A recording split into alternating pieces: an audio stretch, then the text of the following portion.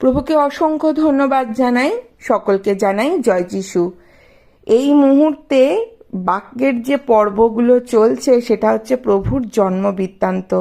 আজকে তার পর্ব 3। চলো বাক্য শুরু করি। Hallelujah, hallelujah.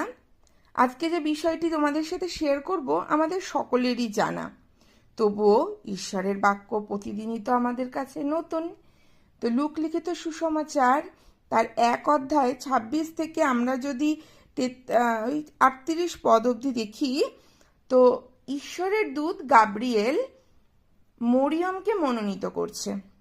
আর মরিয়ম সেই সময় কুমারী ছিলেন। মরিয়মকে কেন মনোনীত করছে?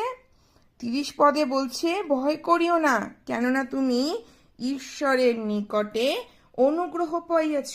আর দেখো, তুমি গর্ভবতী হইয়া পুত্র প্রসব করিবে ও তাহার নাম যিশু রাখিবে। হালেলুইয়া। তিনি মহান হইবেন আর তাহাকে পরাৎপারের পুত্র বলা যাইবে। আর প্রভু ঈশ্বর তাহার পিতা দাউদের সিংহাসন তাহাকে দিবেন। তিনি যাকব কুলের ওপরে যুগে যুগে রাজত্ব করিবেন। হালেলুইয়া। মরিয়ম তখন সেই দূতকে উত্তর করছেন, আমি তো পুরুষকে জানি না। দূত তখন কি উত্তর করছে? পবিত্র আত্মা তোমার ওপরে আসিবেন এবং পরাৎপারের শক্তি তোমার ওপরে ছায়া করিবে। এই কারণ যে পবিত্র সন্তান জন্মিবেন তাহাকে ঈশ্বরের পুত্র বলা যাইবে। আর তাকে তখন সেটা বলছেন ওই ঈশ্বরের দূত মরিয়মকে মনোনীত করার আগে তার জ্ঞাতিতে যে বোন ইলিজাবেথ, যে অনেক বয়সকাল অবধি বন্ধা, তার পেটেও সন্তান আছে। তো মরিয়মকে চুজ করা হলো, মরিয়মকে মনোনীত করা হলো।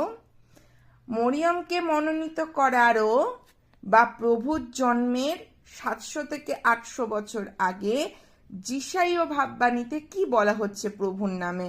যিশাইয় ভাববাদী পুস্তক তার 9 অধ্যায় আমরা যদি 6 পদটা দেখি, কারণ একটি বালক আমাদের জন্য জন্মিয়াছেন, হালেলুইয়া, একটি পুত্র আমাদিগকে দত্ত হইয়াছে, আর তাহার স্কন্দের ওপরেই কর্তৃত্বভার থাকবে, হালেলুইয়া, এবং তাহার নাম হইবে আশ্চর্য মন্ত্রী, বিক্রমশালী ঈশ্বর, সনাতন পিতা, শান্তিরাজ। হালেলুইয়া। প্রভুর জন্ম হঠাৎ কোনো বিষয় নয়। প্রভুর জন্ম পূর্ব পরিকল্পিত, প্রত্যেকটা বিষয় পূর্ব পরিকল্পিত।